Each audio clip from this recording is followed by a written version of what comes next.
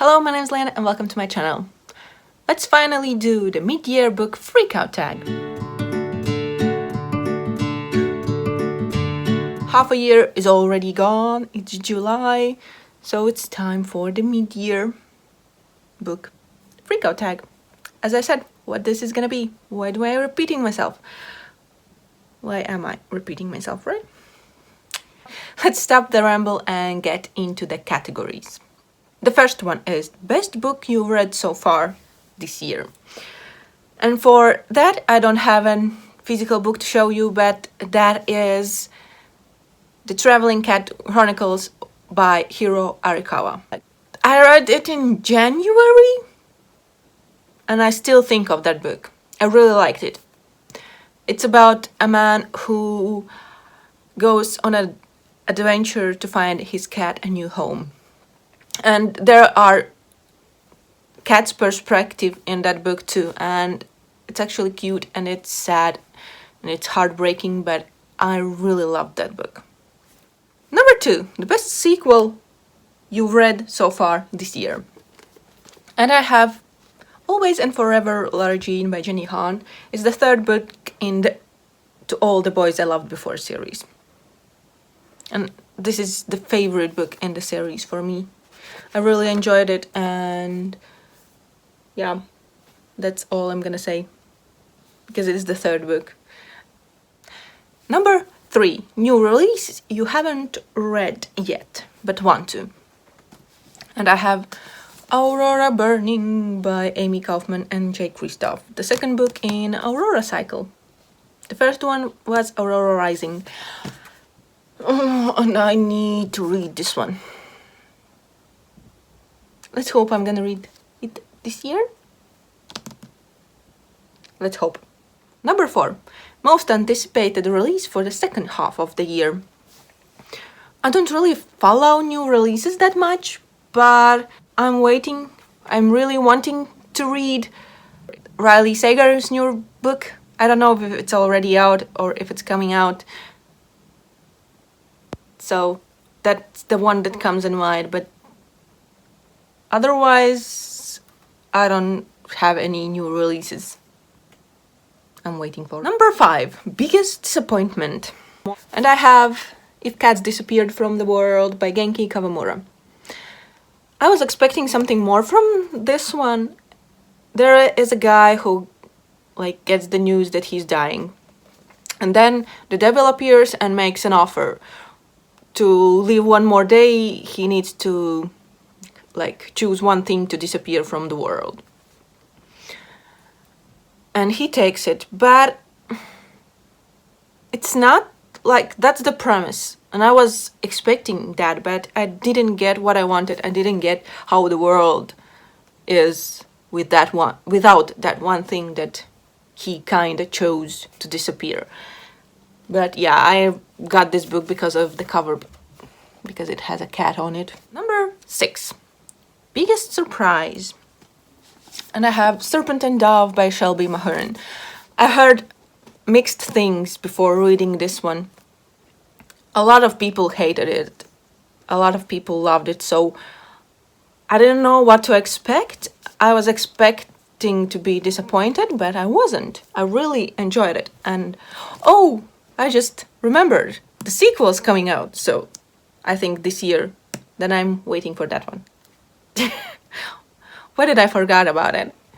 Considering that I had a book on this list.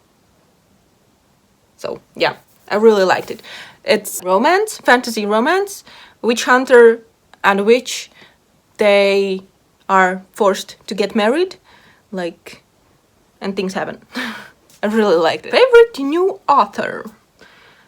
I don't know how I'm gonna say this author, but there's only one book I have read by him. I have 2 more on my shelves, but I really enjoyed The Man Called Ove by Frederick Backman, and I really liked his writing, so I'm really interested in Backman's books. And I've heard a lot of good things about his other books. So yeah, I kinda choosing him, but just based on this one book. 8. Newest fictional crush. And I don't really get crushes on fictional characters. At least I don't think I get. Number 9. Newest favorite character. And for that I have Gray from A Curse So Dark and Lonely. This is a Beauty and the Beast retelling. Gray is not the main character, he's like side character, and the second book is from his perspective, and I really want to get the second book. But yeah, I really liked him. He's really dedicated to his job, to his like purpose to protect the prince. And yeah, for some reason I really enjoyed his character. And yeah. Number 10. Book that made you happy. I'm gonna mention again Always and Forever Lara Jean because it made me happy. I finished the series, so that's a happy moment, finishing the series. Number 11. Book that made you cry.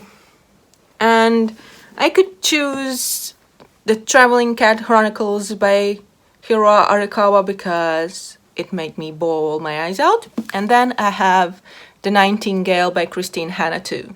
This one. This is a Second World War historical fiction, and they tend to make me cry. Number 12.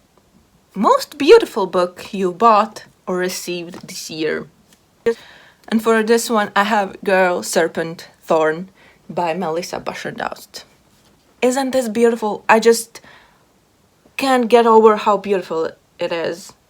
I love the color. I love the sprite. It just looks so amazing. I don't know. It needs a pedestal. It's so gorgeous. And the last one, number 13.